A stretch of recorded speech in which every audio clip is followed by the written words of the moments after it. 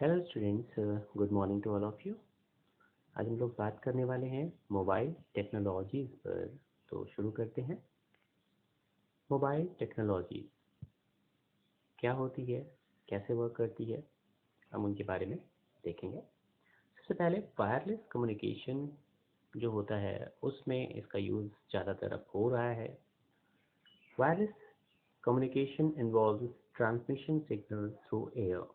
और हमको जैसा पता है कि वायरलेस में जो सिग्नल्स होते हैं वो एक डिवाइस से दूसरे डिवाइस में पहुंचने के लिए एयर का इस्तेमाल करते हैं या एयर के थ्रू सिग्नल को ट्रांसमिट करते हैं, भेजते हैं।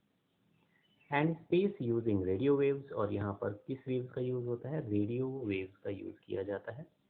Wireless spectrum is allocated by the government and the international organizations.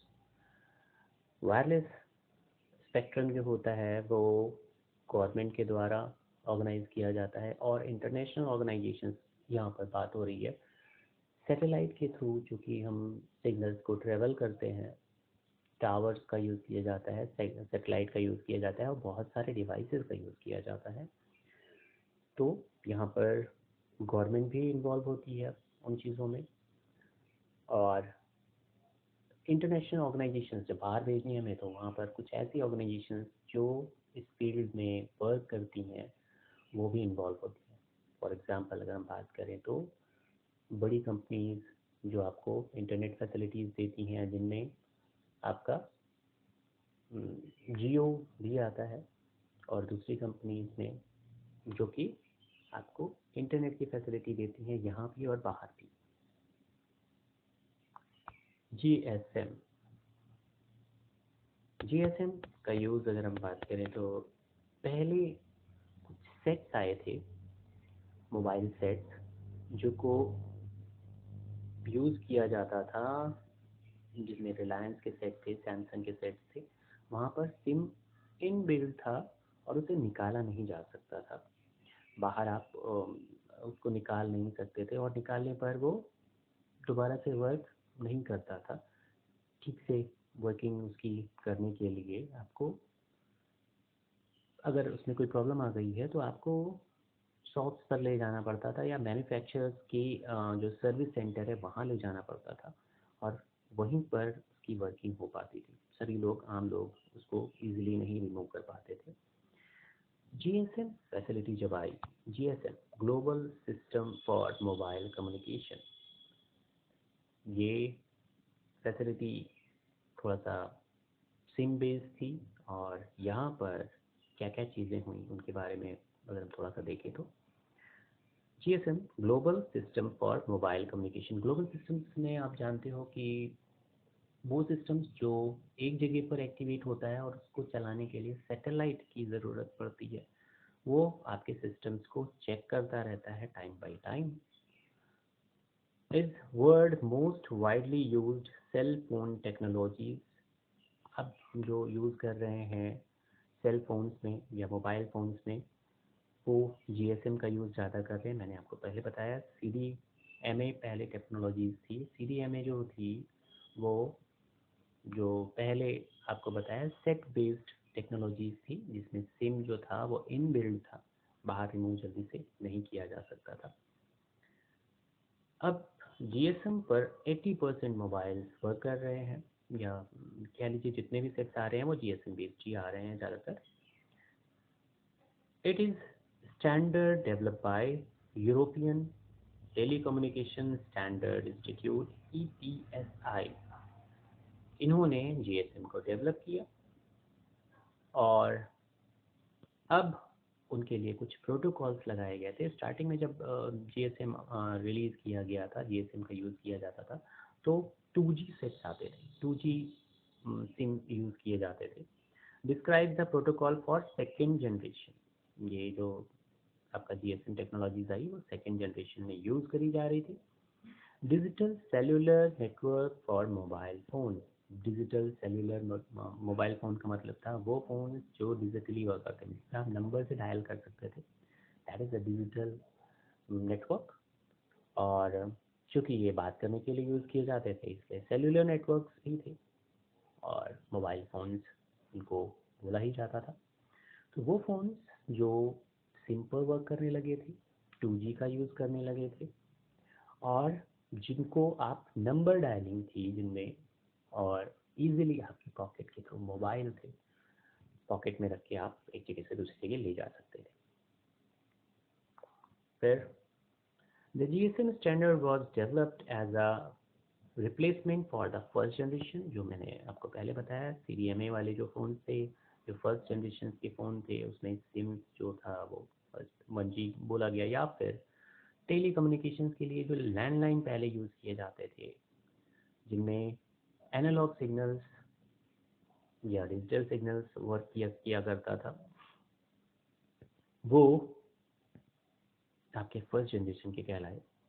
The GSM standard developed as a replacement for the first generation. One generation को उसने replace किया analog cellular network के through and originally describes the digital circuit switching network for voice telephony.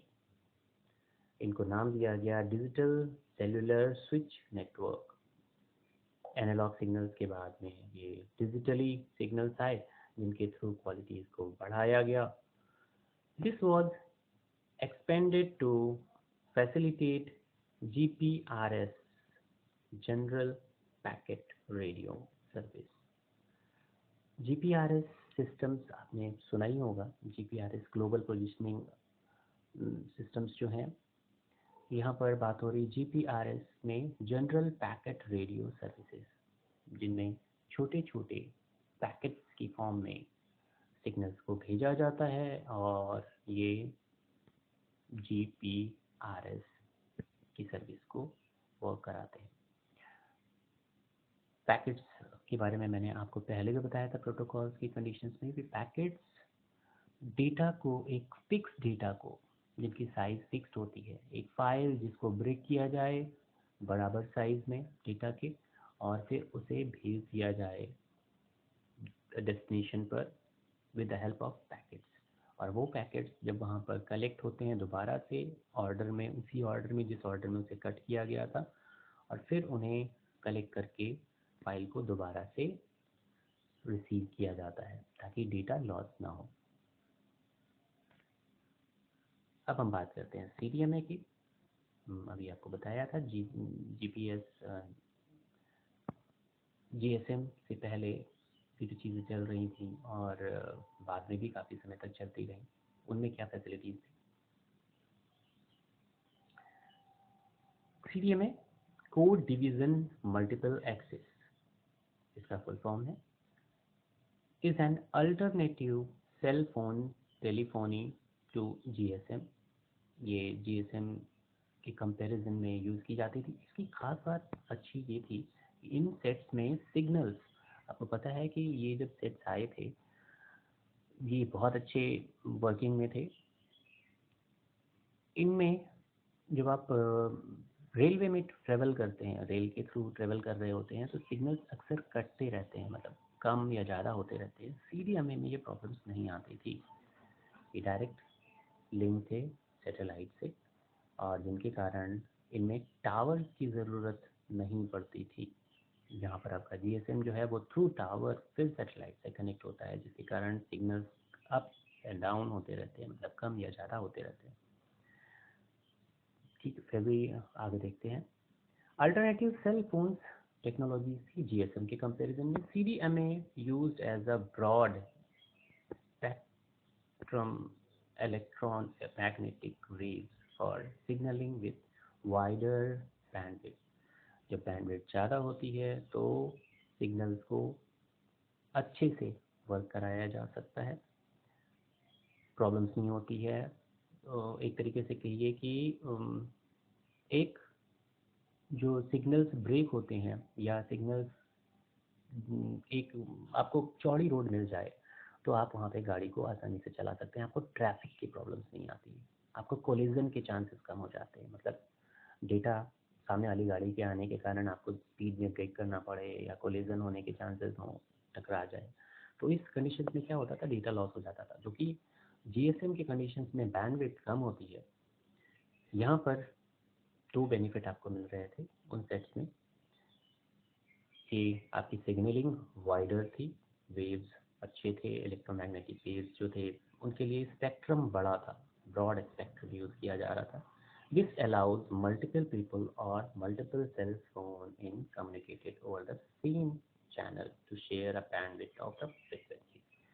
उस वक्त बहुत सारे systems उस bandwidth को यूज़ कर सकते हैं, अच्छे से वर्क करा सकते हैं. CDMA technologies data and voice packets are separated using the code. यहाँ पर डेटा और वॉइस को अलग अलग बैंडविड्थ पर वर्क कराया जाता था, जिससे कि आसानी होती थी डेटा ट्रेवल में और वॉइस में, और फिर वही सेम थिंग कि कोलिजन के चांसेस कम हो जाते थे.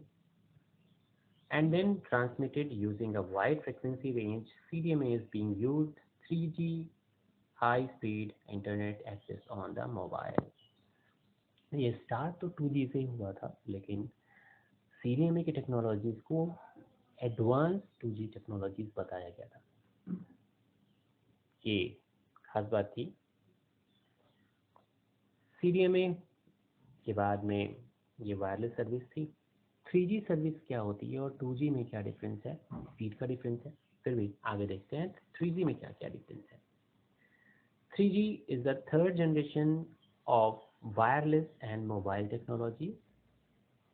It comes with enhancement over the previous wireless technologies.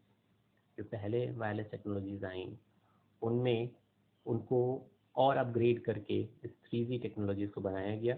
ये वायरलेस मोबाइल टेक्नोलॉजीज के लिए डिज़ाइन किया गया था. Like high speed transmissions, advance multimedia access and global roaming. यहाँ पर ट्रांसमिशंस हाई स्पीड मतलब डेटा को ट्रेवल करने के लिए, एडवांस मल्टीमीडिया एक्सेस ज़्यादा से ज़्यादा मल्टीमीडिया चीज़ों को एक्सेस करने के लिए, एंड ग्लोबल रोमिंग के लिए इसका यूज़ किया गया. जब आप ट्रेवल कर रहे होते हैं तो आप रोमिंग की बात करते हैं, मतलब आप एक एरिया से बाहर जाते हैं तो आप रोमिंग में चले जाते थे. अगर आपने पहले सेट यूज़ किए होंगे तो यहाँ पे प्रॉब्लम आती है. अब ज़्यादा एरिया में पहुँचने के बाद आपको रोमिंग लगती है. जैसे अभी हम जो यूपी की बात करें तो यूपी में 2 रोमिंग एरियाज हैं, एक यूपी ईस्ट और एक यूपी वेस्ट. इसी तरीके से पहले जल्दी से आप रोमिंग में पहुँच जाते थे. थोड़ी डिस्टेंस कवर करने पे हो सकता है आप सिटी के बाहर निकले और रोमिंग आपकी लग जाए. तो 3G में उस रेंज को बढ़ाया गया, 4G में और उस रेंज को बढ़ाया गया. हम अभी बात कर रहे हैं 3G की, तो आगे देखते हैं और क्या चीज़ें बदली. 3G mostly used with mobile phones and handset.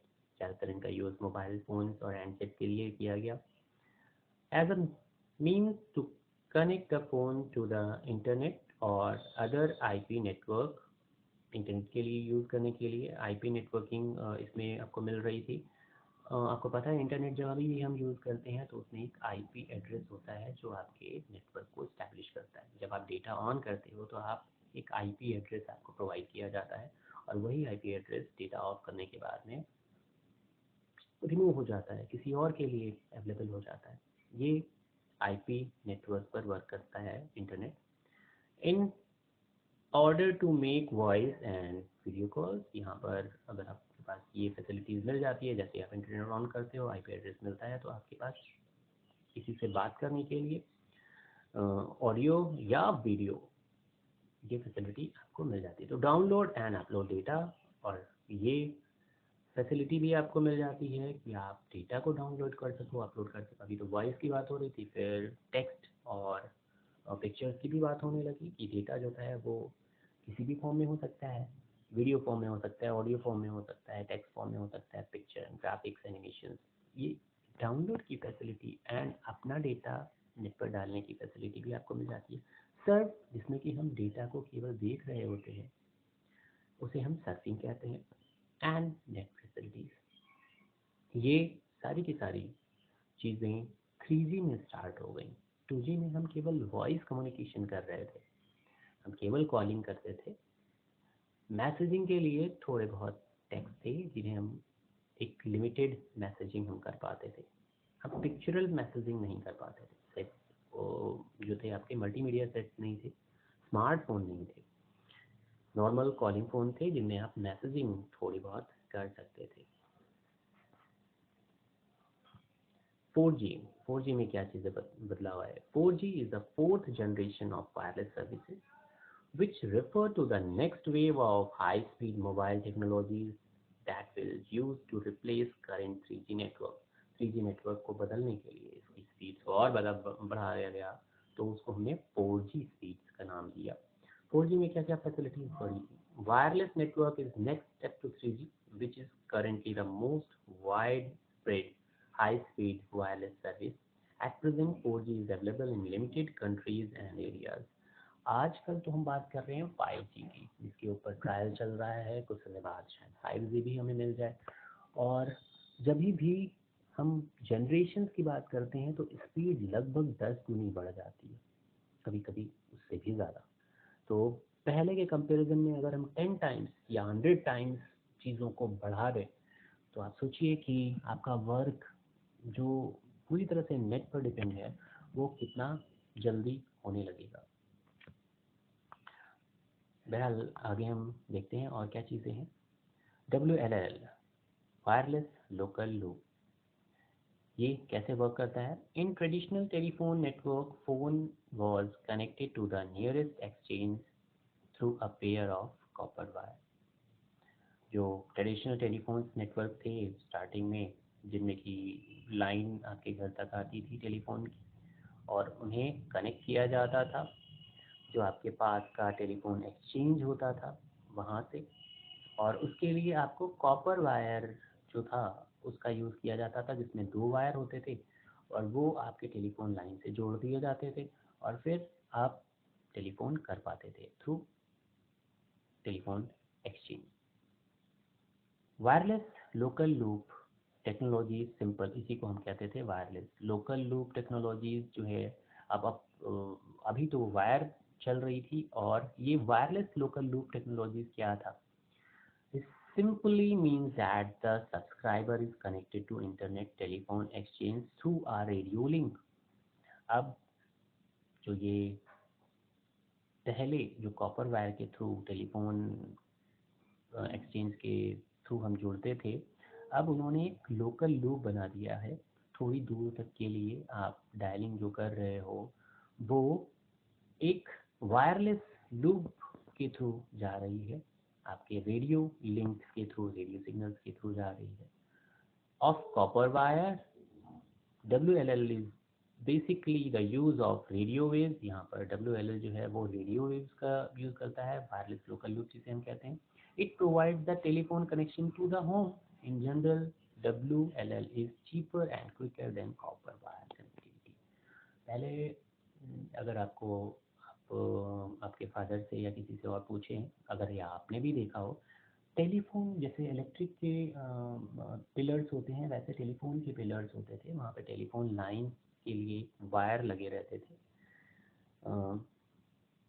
और उन्हीं टेलीफोन पिलर्स के थ्रू आपके पास कनेक्शन आता था, और घर पे आप लैंडलाइन फ़ोन यूज़ करते थे। लैंडलाइन फ़ोन में कॉपर वायर आपके घर तक पहुँचाया जाता था, और फिर उसके कनेक्शंस को पिलर तक, और पिलर से फिर एक्सचेंज तक, और वहाँ पर कभी कभी अगर बहुत सारे कनेक्शंस आपके एरिया में हैं तो वहाँ पर एक बॉक्स लगाया जाता था, टेलीफोन बॉक्स, और वहाँ पर आपके सभी के कनेक्शंस को कनेक्ट किया जाता था लाइन।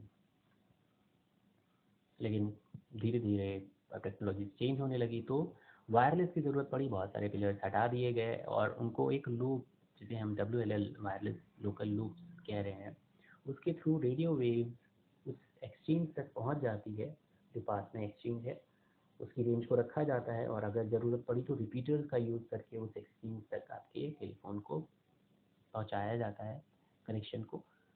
ये WLL कहता है, वायरलेस लोकल लूप बनाता है, जो आपको कॉपर वायर के कंपैरिजन में कम कॉस्टली बन जाता है और आपकी फैसिलिटीज़ को कंटिन्यू करता है, landline facilities. Wifi, wireless fidelity. Wi-Fi is a very common wireless technology that was developed in 1990s. Wireless का यूज़ 1990s में स्टार्ट हुआ। वाईफाई जो है आपके वाईफाई डिवाइसेस में, जिसमें वॉकी टॉकी और दूसरी चीज़ें भी आई, It is used to connect machine in local area network. यहाँ पर जो machines है वो local area network में work कर रही होती है. So Wi-Fi takes a wireless version of Ethernet. ये आपको Ethernet की फैसिलिटी प्रोवाइड कराता है, जो कि इंटरनेट आप उसको भी कहते हो. इसके थ्रू आप लोकल एरिया नेटवर्क से जुड़ सकते हो, या वाईफाई के थ्रू आप ईथरनेट कनेक्टिविटी फाइंड आउट कर सकते हो, या इससे भी जुड़ सकते हो. वाईफाई आपको दोनों फैसिलिटी देता है, लोकल एरिया में अपने नेटवर्क चलाने के लिए भी और इंटरनेट का फैसिलिटी यूज़ करने के लिए भी. ये वाईफाई टेक्नोलॉजीज एक डिवाइस जो आपको लोकली कनेक्ट करके उसको इंटरनेट से कनेक्ट कर देती है. ये वाईफाई टेक्नोलॉजी के थ्रू. इसमें हम ये भी कह सकते हैं कि एक तरीके से सर्वर का काम करती है. एक वाईफाई डिवाइस लगा हुआ है और इससे बहुत सारे कनेक्शन लोकली जुड़े हुए हैं वायरलेस के थ्रू, डायरेक्ट वायर के थ्रू ना होकर वायरलेस के थ्रू, और इसका कनेक्शन सैटेलाइट से जुड़ा हुआ है. तो इस तरीके से हम वाईफाई डिवाइस के थ्रू इंटरनेट का यूज़ करते हैं. SMS, short message service, is a text messaging service component of phone. यहाँ पर हम टेक्स्ट मैसेज कर सकते हैं, लेकिन बनाया गया था SMS को टेक्स्ट मैसेज के लिए ही, लेकिन यहाँ पर हम पिक्चर्स का यूज़ करने लगे और दूसरी चीज़ों का यूज़ करने लगे, मतलब इमोजीज जिसे हम कहते हैं, ये सब चीज़ें हम यूज़ करने लगे. अब तो और भी चीज़ों को हम यूज़ कर पाते हैं. Is a text messaging service component of phone, web or mobile communication system using the standardized communication protocols. यहाँ पर कुछ protocols वर्क करते हैं जो मैसेजिंग के लिए बनाए गए हैं. That allows the exchange of short text message between the fixed line or mobile phone devices. ये आपको एक्सचेंज की फैसिलिटी प्रोवाइड करते हैं कि ठीक है, यह डेटा आप भेज सकते हैं SMS के थ्रू. SMS की कुछ गाइडलाइंस होती हैं, उनको फॉलो करना पड़ता है. अदरवाइज ये एक टेक्स्ट मैसेज के लिए डिज़ाइन किया गया डेटा है, जो शॉर्ट मैसेज सर्विस जिसे हम कहते हैं उसका फॉर्म है. MMS बहुत से लोगों ने सुना होगा, लेकिन उसका मतलब क्या होता है और फुल फॉर्म क्या है और कैसे वर्क करता है. मल्टीमीडिया. बताइए कि बहुत मल्टीमीडिया का मतलब होता है बहुत सारे मीडियाज़ का यूज़, यहाँ पे audio, video, text, graphics and so on जो चीज़ें आती हैं जिसके थ्रू हम मैसेज कर सकते हैं. म्यूज़िक भी यहाँ पे यूज़ की जा सकती है. Message service. Multimedia message service is a method of transmitting graphics, short videos, audio films and mobile phone network. ऊपर वाले में केवल टेक्स्ट के लिए बोला जा रहा था, जिसमें SMS की बात हम कर रहे थे, लेकिन MMS में हम वीडियोस, ऑडियो, ये सारी चीज़ें भेजते हैं. तो अगर आप इस तरह की फैसिलिटीज़ टेक्स्ट में भेजने लगे हैं तो उसको हम SMS ना कह के MMS कह देंगे. Mobile phones network. Today these have been replaced by app like Facebook and WhatsApp. ये आजकल जो हम लोग यूज़ करते हैं फेसबुक या व्हाट्सएप, इन पे यही चीज़ें हम करते हैं. टेक्स्ट भी भेजते हैं, ऑडियो भी भेजते हैं, वीडियो भी भेजते हैं, शो ऑन. तो this is a kind of MMS service. ये सारी चीज़ें आपका जो वर्क है वो इनके फुल फॉर्म्स को अच्छे से देखना. वर्किंग ऑफ डिवाइसेस, ये मोबाइल टेक्नोलॉजीज़ में आते हैं. मोबाइल टेक्नोलॉजीज़ में कैसे कम्युनिकेशन होता है, कैसे टेक्नोलॉजीज़ में चेंजेस आए, 2G, 3G, 1G, 4G या 5G जो आने वाला है वो कैसे वर्क करता है. ये सारे टॉपिक्स को आपको एक बार दोबारा से देखना है, समझना है. आज के लिए इतना ही. Have a nice